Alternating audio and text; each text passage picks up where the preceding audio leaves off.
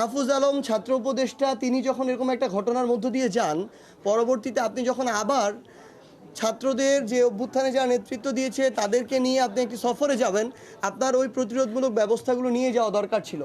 আপনি নেন না, এটা আপনার গাফিলতি, এটা আপনার সীমাবদ্ধতা, এই ব্যর্থতার দায় আপনার স্বীকার করতে হবে। কিন্তু আমরা চাই এর পরবর্তীতে শুধু দায় বহন করে আর বিবৃতি দিয়েই যেন আপনার পদক্ষেপ শেষ না হয়ে যায়। আপনাদের স্পষ্ট এগুলোর বিরুদ্ধে দৃশ্যমান ব্যবস্থা নিতে হবে, আমরা সেটার দিকে তাকিয়ে আছি। আর শাপলার ক্ষেত্রে আমাদের আলাদা অপশন আছে কিনা, আমরা তো আলাদা অপশন দিয়েছি।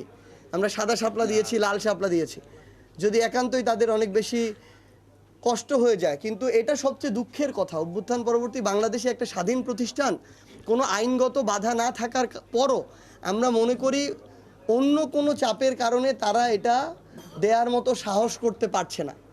এটা তাদের জায়গা থেকে আমরা মনে করি যে তাদের এটা একটা বড় ব্যর্থতা যে এইটুকু সাহস তারা দেখাতে পারছে না ওই জায়গায়। তো আমরা নতুন করে আবার আবেদন করেছি, আপনারা দেখেছেন ইতিমধ্যেই যে শাপলা প্রতীক তারা বলছে সংযুক্ত করা হয়নি, অথচ আমরা যেদিন আবেদন করেছি সেদিন থেকে তো তার এই প্রক্রিয়া যাওয়ার কথা ছিল, যেহেতু আমরা শাপলা চেয়েছি, আইনগত বাধা থাকলে কোনো কথা ছিল না।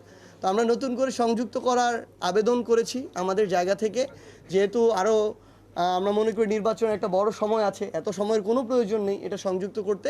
আমরা আশা করছি যে অভ্যুত্থান পরবর্তী বাংলাদেশে কারো সাথে কোনো প্রভাবকের দ্বারা প্রভাবিত হয়ে ইনজাস্টিস হবে না।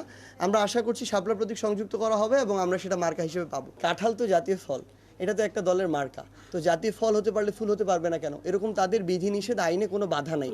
সকল ধরনের বিধিনিষেধ আইনগত প্রক্রিয়া যাচাই করার পরেই আমরা এই মার্কাটা চেয়েছি ভাই। একটা রাজনৈতিক দল একটা মার্কা চাওয়ার আগে এই ন্যূনতম ক্রাইটেরিয়া তো চেক করবে, আমরা চেক করে দিয়েছি, এখানে আইনগত কোনো বাধা নেই। গণ অধিকার পরিষদ এবং এনসিপিতে আসার বিষয়ে তাদের পজিটিভ একটা চিন্তাধারা রয়েছে, আমরাও এই বিষয়ে পজিটিভ। আলোচনা চলছে, আলোচনাও পজিটিভভাবে এগিয়ে যাচ্ছে। এখন পর্যন্ত ফাইনাল সিদ্ধান্ত হয়নি, ফাইনাল সিদ্ধান্ত হলে পুরো দেশ আপনারা একসাথে জানতে পারবেন।